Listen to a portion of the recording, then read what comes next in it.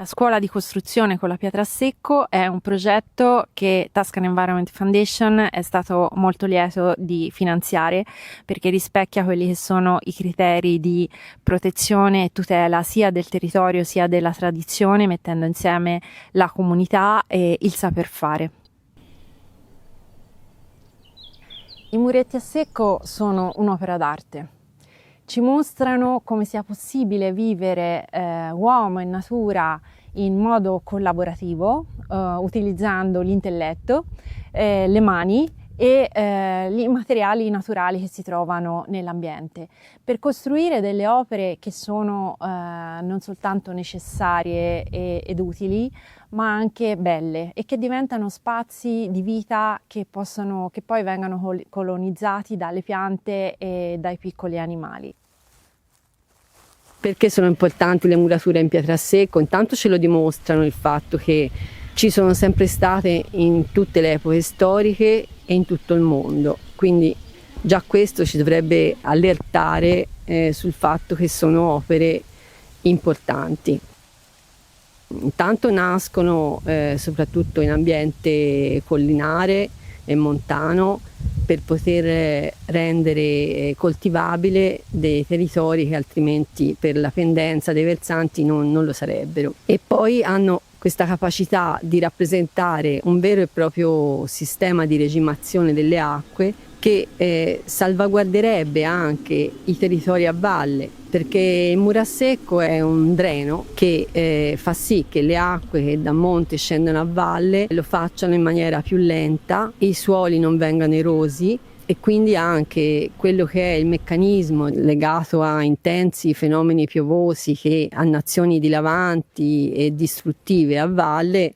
Ecco, con dei terrazzamenti e un sistema terrazzato ben mantenuto si preverrebbero, o quantomeno si alleggerirebbe quello che è il carico idraulico che arriva nei fiumi a valle. Allora, buongiorno a tutti, sono Matteo Menichetti, da 7 anni ho un'azienda agricola qui sul Monte Albano e ho la fortuna di avere il mio papà che mi aiuta e si cerca di collaborare con diverse associazioni per il mantenimento di questa zona e appunto per questo cerchiamo di fare corsi anche di muretta a secco, visto che il Monte Albano è una zona da sempre terrazzata e caratterizzata da questi tipi di strutture per mantenere il terreno coltivabile e per proteggere, diciamo, dal dilavamento durante le piogge. Una delle cose che fa tornare così spesso in Toscana anche tanti turisti, perché vedono questo paesaggio curato, no? Nel Chianti è molto accentuato con le vigne, oliveti, cipressi, e anche qui si trovano dei paesaggi che hanno poco di naturale, è un paesaggio culturale, però questa cultura è un prendersi cura del proprio luogo dove si sta, dove si abita, dove si lavora. E poi un aspetto molto importante: qui siamo in un distretto biologico e sapete che per il biologico non si possono costruire muri con cemento, con leganti, devono essere per forza a secco, perché un muro a secco ha tutta un'altra funzione di nicchia, di scrigno di biodiversità, perché sono tante le piante e gli animali che ci trovano, che ci vivono. Il distretto biologico del Monte Albano, come gli altri distretti biologici, ormai in Toscana ne sono nati numerosi, ha come obiettivo quello di praticare agricoltura sostenibile, creare filiere corte, in modo da riportare le persone a vivere del proprio territorio, a mangiare del proprio territorio e a goderne anche per quelli che sono gli aspetti appunto naturali e non solo sfruttare il territorio. La Italia è International Terraced Landscapes Alliance, quindi l'alleanza dei paesaggi terrazzati nel mondo e noi siamo la sezione italiana. I paesaggi terrazzati sono nati per poter coltivare i terreni che sono in pendenza e quindi di suolo ce n'è poco, invece facendo terrazzamenti si recupera un po' di suolo, si rende più sicuro la montagna dal punto di vista idrogeologico, quindi le persone, soprattutto quando ce n'erano tante, avevano bisogno di terreni che in pianura o in collina non c'erano più, sono andati a coltivare anche sugli acclivi più ripidi. A livello architettonico credo che il patrimonio terrazzato ha un valore per il nostro paesaggio, che va valorizzato perché rappresenta la qualità del nostro paesaggio e il prendersi cura anche di un mondo che è ormai in abbandono, perché poi tutto il paesaggio terrazzato è in quella media montagna che viene molto più spesso dimenticata. Quindi diciamo che anche prendersi cura di muro a secco, del recupero di muro a secco, significa anche prendersi cura di un territorio che è ormai in abbandono. Purtroppo c'è stata una perdita di interesse nei confronti dei muretti a secco, uno perché l'agricoltura si è spostata nella piana dove è più facile lavorare al giorno d'oggi con i trattori e con i mezzi, e in più purtroppo al giorno d'oggi sia per i costi di manodopera sia per i costi burocratici rifare i muretti a secco è una cifra che non tutte le aziende agricole si possano purtroppo permettere di affrontare. Un po' di contributi dalla regione a volte ci sono, ma non sono abbastanza, diciamo, per permettere di recuperare al pieno le campagne toscane.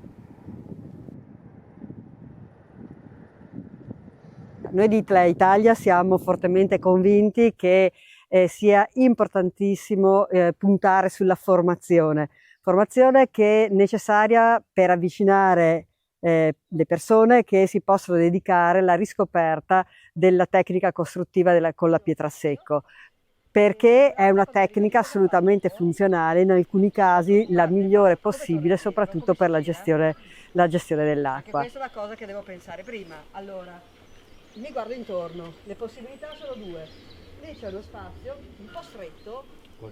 Il progetto prevede un corso teorico-pratico con 8 ore di teoria e 32 di pratica, in cui i partecipanti cominceranno a capire la modalità costruttiva della tecnica con la pietra a secco e anche tutti gli aspetti normativi, sia gli aspetti strutturali delle opere in pietra a secco. La seconda parte della teoria tratterà più gli aspetti idraulici, geologici e agronomici che ruotano intorno ai paesaggi terrazzati, in particolare in quest'area geografica realizzati in pietra a secco.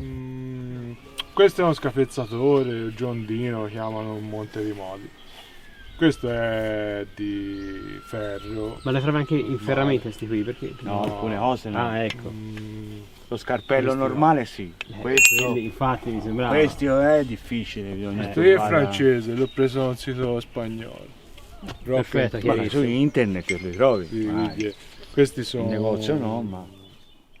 Questo è un corso introduttivo, di certo non è un corso durante il quale si diventa maestri artigiani, ma è un corso che si compone di una parte formativa tecnica che viene fatta in aula per far capire ai partecipanti quelle che sono le funzioni, ma quelli che sono anche i vincoli che possono interessare un po' tutto questo mondo.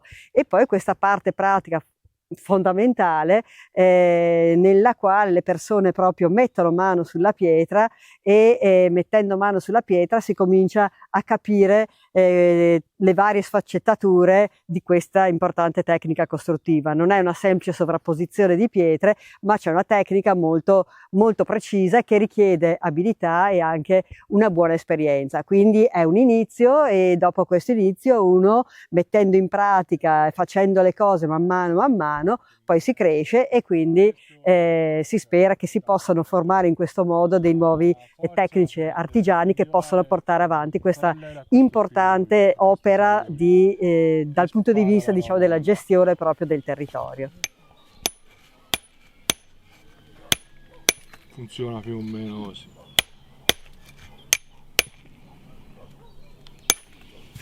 Si lavora bene questa cosa, si rompe sì, un po' però troppo. si lavora bene.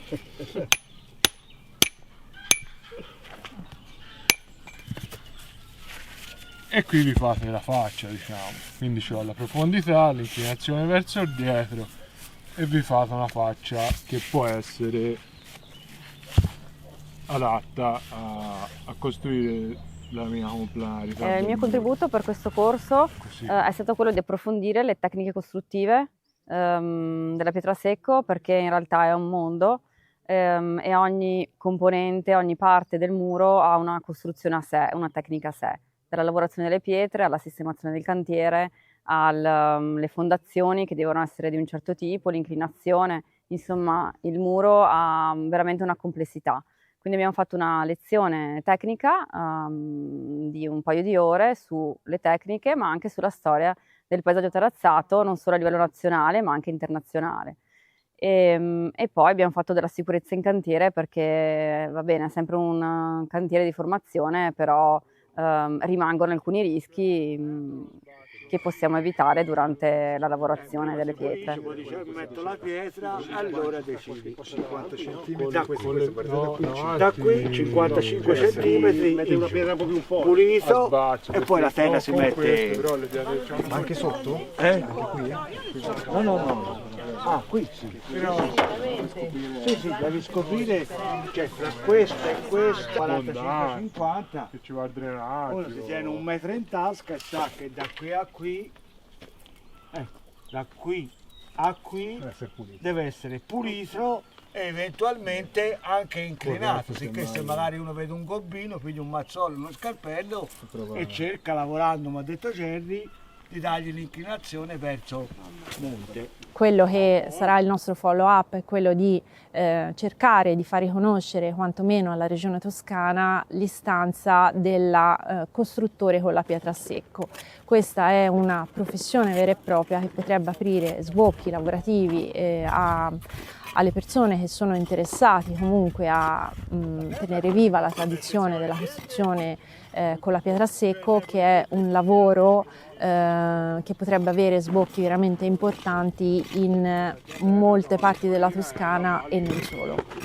Se no te normalmente la terra ora a parte che la butti la riammuti da una parte e poi la butti dopo. No, la butti sempre sopra. Terra calcio davanti. Altro mondo.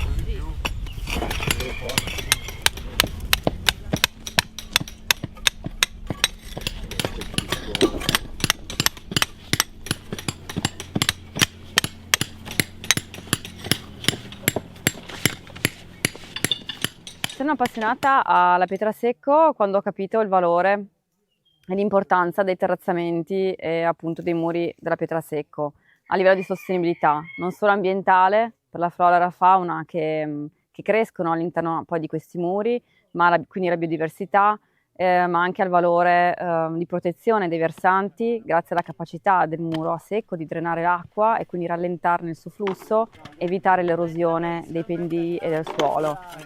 Ma già bello deciso che siamo bravi.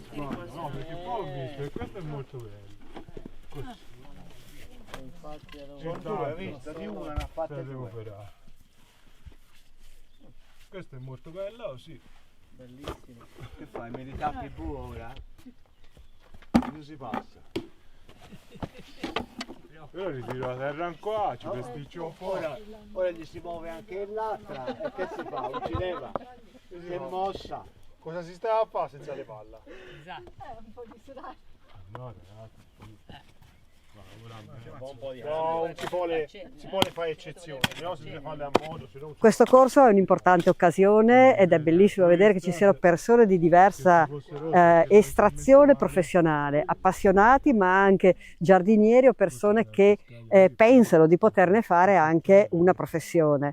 Vorrei ricordare che la tecnica costruttiva della pietrasecco dal 2018 è anche patrimonio immateriale dell'UNESCO e pertanto stiamo parlando di una tecnica costruttiva che è da considerarsi una tecnica direi quasi artistica e quindi che va doppiamente diciamo tutelata. Il muro dritto, questo lo potete mettere anche così, perché siamo sul solito piano, non ce ne frega nulla.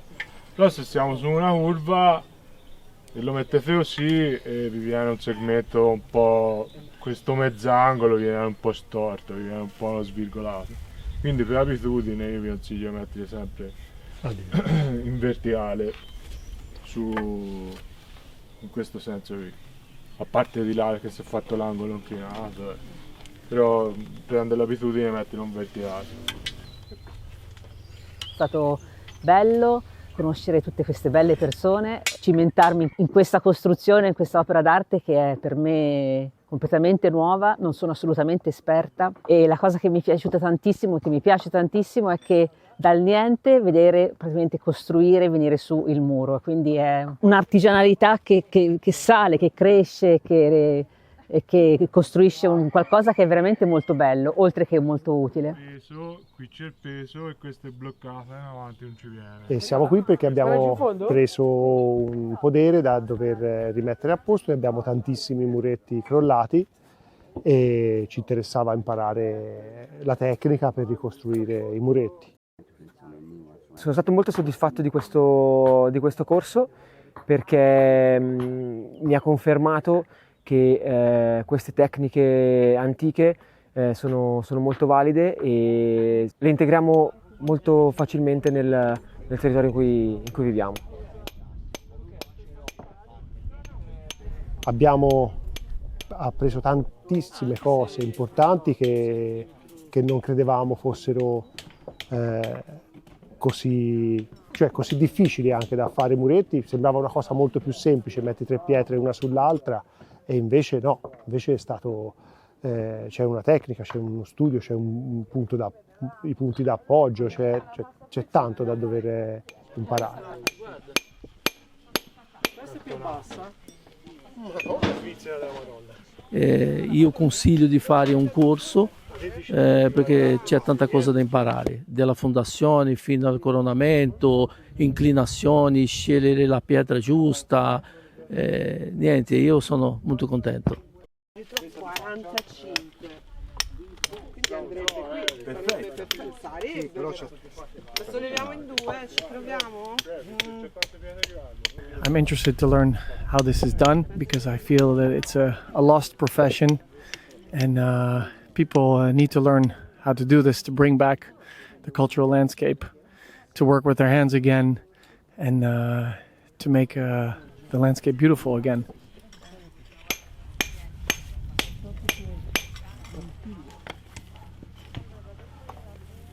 No, è stato bello, oltretutto si è creato anche un bel gruppo con le persone che hanno, sia con i formatori che con gli altri iscritti al corso, è stato veramente un bel corso. Sono stato bene.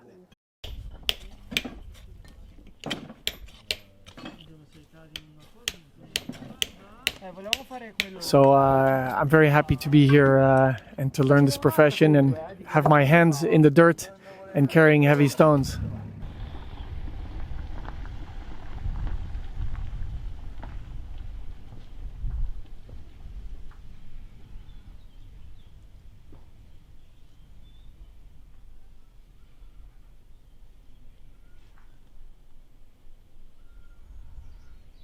È importante che si creino le competenze e le abilità a realizzare questo tipo di manufatti e questo corso è un passo importante, ma ancora di più vorremmo cercare di far riconoscere alla Regione Toscana la figura professionale dell'artigiano della pietra a secco. Sarebbe un passo per poter attivare in maniera continuativa corsi di formazione che rendano al territorio queste capacità di mantenere le murature in pietra a secco. La costruzione dei muretti a secco è una pratica strettamente legata alla gestione dell'acqua piovana. Quindi alla Scuola della Pietra a Secco abbiamo fatto seguire una giornata di approfondimento e di confronto sull'acqua, ospiti della bellissima dimora storica Villa di Papiano, conosciuta anche come Villa dell'Americana, sulle colline di Lamporecchio in provincia di Pistoia.